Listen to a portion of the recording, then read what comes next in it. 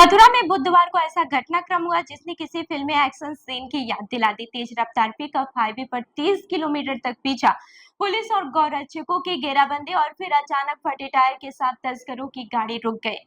इसके बाद से जो खुलासा हुआ उसने सभी को चौंका दिया। पिकअप के अंदर 5 गोवंश रस्सियों से बंधे मिले, जिन्हें कथित तौर पर कटान के लिए मेवात ले जाया जा रहा था। तो चलिए जानते हैं इस खबर को विस्तार से। नमस्कार, मैं रूबी सिंह और आप देख रहे हैं इनके आरजी भारत न्यूज।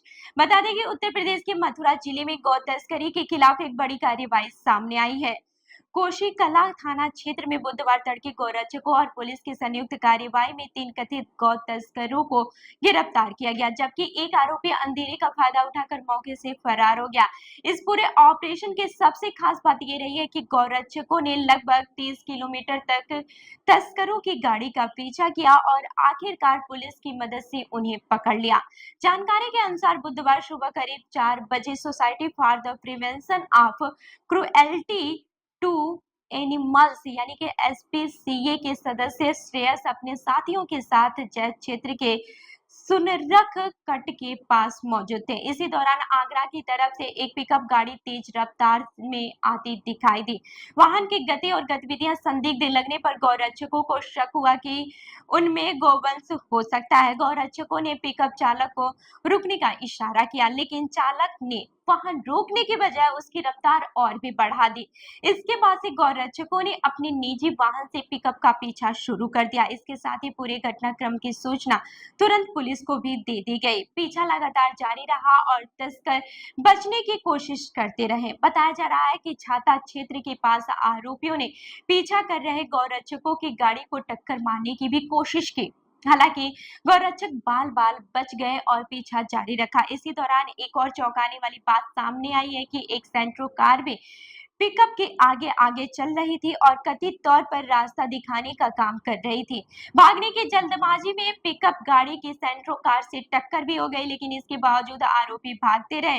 पुलिस को लगातार लोकेशन और जानकारी दी जा रही थी, जिससे आगे घेराबंदी की तैयारी शुरू हो गई। जब तस्करों की पिकअप कोसी क्षेत्र के एक रेस्टोरेंट के पास पहुंची तब स्थिति पूरी तरह से बदल गई। पीछा कर रहे लोगों की रणनीति और पुलिस की मौजूदगी के बीच पिकअप का टायर फट गया।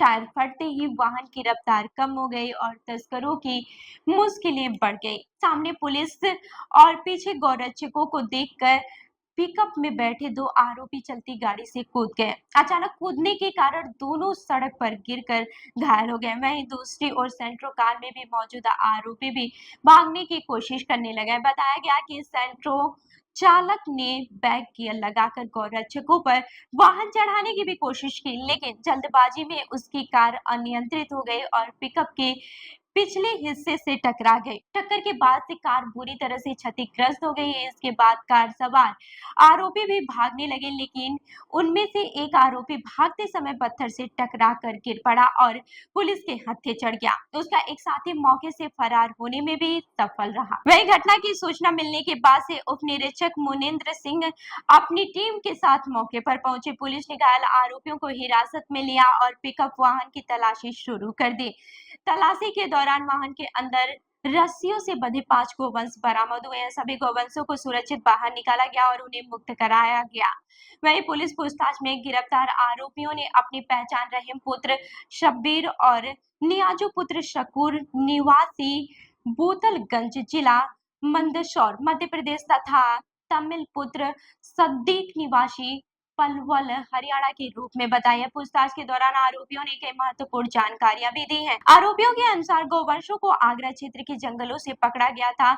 उनका दावा है कि इन पशुओं को नूह मेवात क्षेत्र में ले जाया जा रहा था, जहां उन्हें एक अन्य व्यक्ति को सौंपा जाना था। पुलिस अब इस कथित नेटवर्क की गहराई से जांच भी कर रही है और ये पता लगाने की भी कोशिश कर रही है कि इस पूरे गिरोह में और कौन-कौन से लोग शामिल हैं। फिलहाल पुलिस ने 3 आरोपियों को गिरफ्तार कर लिया है, जबकि फरार आरोपी की तलाश में दबिश दी जा रही है। इसके साथ ही पुलिस ये भी जांच कर रही है कि इस गिरोह का नेटवर्क किन-किन राज्यों तक फैला हुआ है और पहले भी ऐसी कितनी घटनाओं में इनका नाम सामने आया है। घायल आरोपियों को इलाज के लिए अस्पताल में भी भर्ती कराया गया है। वहीं बरामद किए गए गोवंशों को सुरक्षित स्थान पर भेज दिया गया है। पुलिस का कहना है कि मामले में संगठित अपराध और पशु तस्करी से जुड़ी गंभीर धाराओं के तहत केस दर्ज किया गया गया है और आगे की कार्यवाही जारी है। इस पूरी घटना ने एक बार फिर अवैध पशु तस्करी के मुद्दे को चर्चा में ला दिया है। पुलिस और गौरक्षकों की सक्रियता से इस बार बड़ी सफलता मिली है, लेकिन फरार आरोपी और पूरी नेटवर्क का खुलासा होना अभी बाकी है। अब सबकी नजर पुलिस जांच पर टिकी है कि आखिर इस गिरोह के पीछे कौन-कौन से लोग हैं और ये नेटवर्क कितना बड़ा है। तो इस खबर पर आपकी क्या राय है? हमें कमेंट करके जरूर बताएं और ऐसी ही अन्य खबरों के लिए हमारे चैनल को लाइक करें, शेयर करें और सब्सक्राइब करना ना भूलें। मिलते हैं अगली खबर में, तब तक के लिए देखते रहिए NK RJ भारत न्यूज। धन्यवाद।